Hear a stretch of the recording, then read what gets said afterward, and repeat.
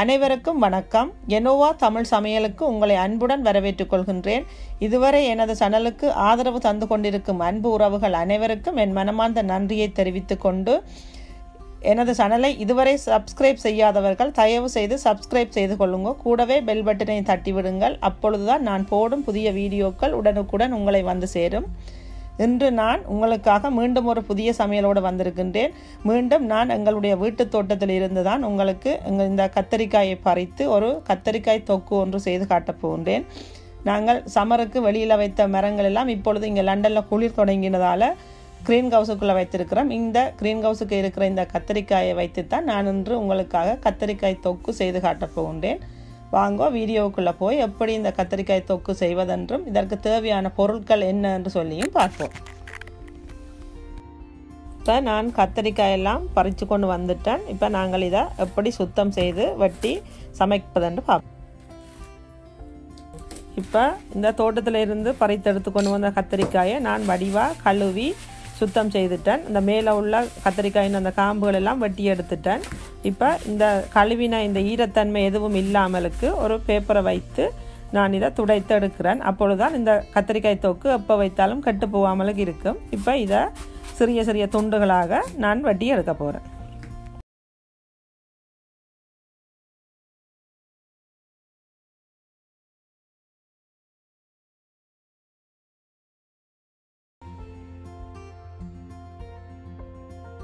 கத்தரிக்காயெல்லாம் நல்லா சிறிய சிறிய துண்டுகளாக அழகாக வெட்டி எடுத்தாச்சு. கத்தரிக்காய் தொக்கு செய்கிறதுக்கு தேவையான பொருட்களை பார்த்தோம்னு சொன்னால் 1/2 கிலோ கத்தரிக்காய் சுத்தம் செய்து வெட்டி வச்சிருக்கு, 4 தக்காளி பழம் வெட்டி வச்சிருக்கு, 1 பூடு உள்ளியை தோலோட குத்தி வச்சிருக்கிறேன், 2 மேசக்கரண்டி காஷ்மீர் சில்லி பவுடர் இருக்குது, 6 மேசக்கரண்டி நல்லெண்ணெய்.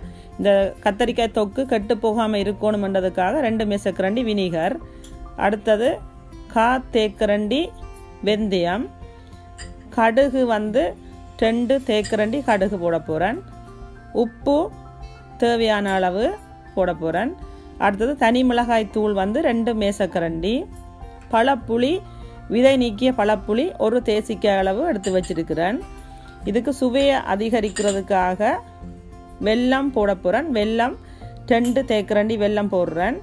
அடுத்தது வறுத்த வெந்தய பொடி 1 தேக்கரண்டி போட போகிறேன்.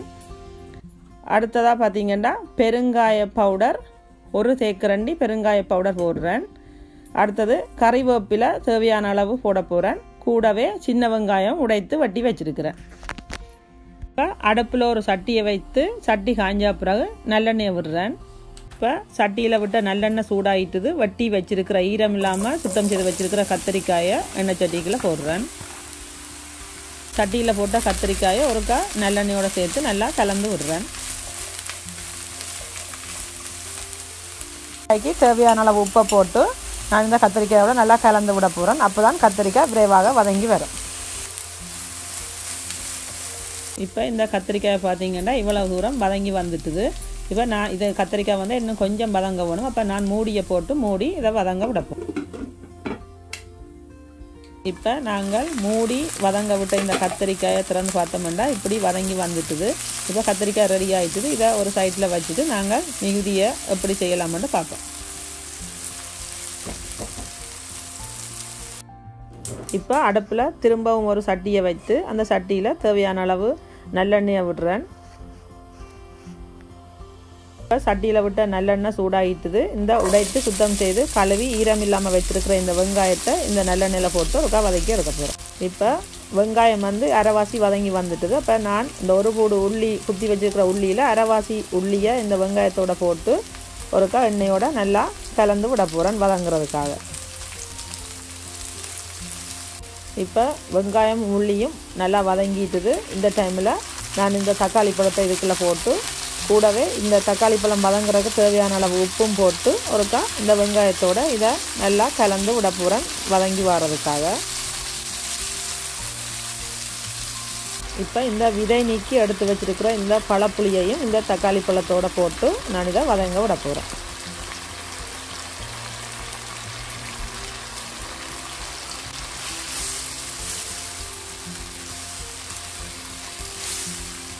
இப்போ நாங்கள் போட்ட வெங்காயம் தக்காளி உள்ளி பழப்புளி எல்லாம் நல்லா வதங்கி இப்படி வந்துட்டுது.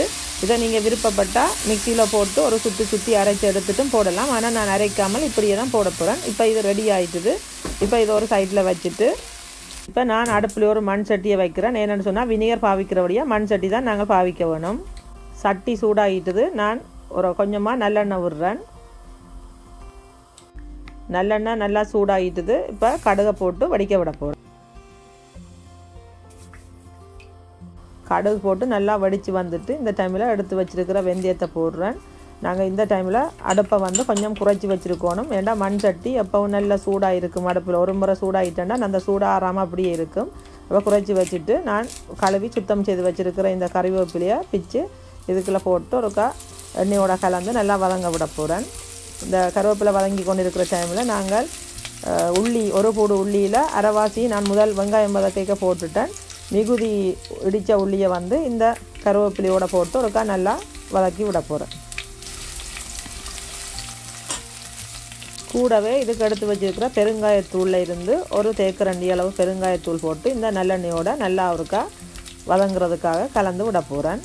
அப்போ தான் நல்லா அந்த பெருங்காயத்தின் வாசம் உங்களுக்கு இன்னும் நல்லா கிடைக்கும்.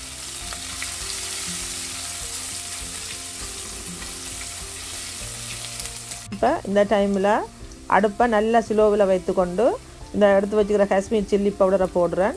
கூடவே நாங்கள் எடுத்து வச்சுருக்கிற தனி மிளகாய் தூளையும் நான் இதுக்குள்ளே போடுறேன். இந்த தனி மிளகாய் தூளையும் போட்டுட்டு நாங்கள் இந்த எண்ணெயோடு இந்த ரெண்டு தூள்களையும் நல்லா ஒருக்கா கலந்து விடுறோம். அடுப்பை நல்ல குறைவான தீயிலே வைத்துக்கொண்டு நாங்கள் ஏற்கனவே வதக்கி வச்சுருக்கிற சின்ன வெங்காயம் தக்காளி கலவையை நான் இந்த எண்ணெய்க்குள்ளே போடுறேன். இந்த தக்காளி வெங்காய கலவையை இந்த மசாலா பொருட்களோடு நல்லா சேர்கிற மாதிரி ஒருக்கா நான் நல்லா கலந்து விடுறேன். கூடவே நாங்கள் ஏற்கனவே வதக்கி வைத்திருக்கிற இந்த கத்திரிக்காயையும் இந்த மசாலா பொருட்களோடு சேர்கிற மாதிரி நல்லா ஒருக்கா கலந்து விட போகிறேன்.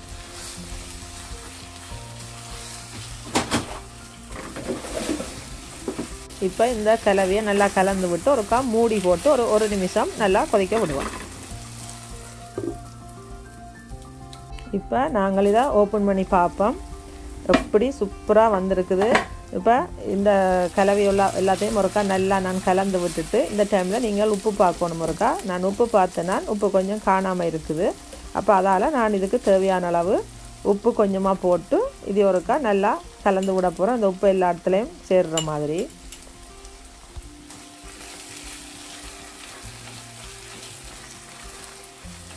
எடுத்து வச்சிருக்கிற இந்த வெல்லத்தையும் இந்த கத்தரிக்காய்க்குள்ள நான் போடுறேன். கூடவே வறுத்து பவுடராக்கி வைத்திருக்கிற இந்த வெந்தய பவுடரையும் நான் இதுக்குள்ளே போட்டு இந்த வெந்தயம் வெல்லம் எல்லாம் இந்த கத்தரிக்காயோட சேர்கிற மாதிரி நல்லா ஒருக்கா கலந்து. இப்போ இறுதியாக நான் எடுத்து வைத்திருக்கிற இந்த வினிகரை இதுக்குள்ளே விட்டு கலந்து விட போகிறேன். இந்த வினிகர் விடுகிறதுன்ற நோக்கமே இந்த கத்தரிக்காய் தொக்கு நீங்கள் ஃப்ரிட்ஜில் வைக்க தேவையில்லை. எத்தனை நாள் சென்றாலும் இது அப்படியே கெட்டு போகாமலுக்கு இருக்கும். இதை நீங்கள் இந்த கத்தரிக்காய் தொக்கை நல்லா ஆறினதுக்கு பிறகு ஒரு கண்ணாடி பாத்திரத்தில் கண்ணாடி போத்தலில் ஈரம் இல்லாத ஒரு கண்ணாடி போத்தலை நீங்கள் போட்டு மூடி வச்சிங்கன்னு சொன்னால் எத்தனை நாள் வேணுமென்றாலும் நீங்கள் இப்படியே வச்சு தான் சாப்பிடலாம்.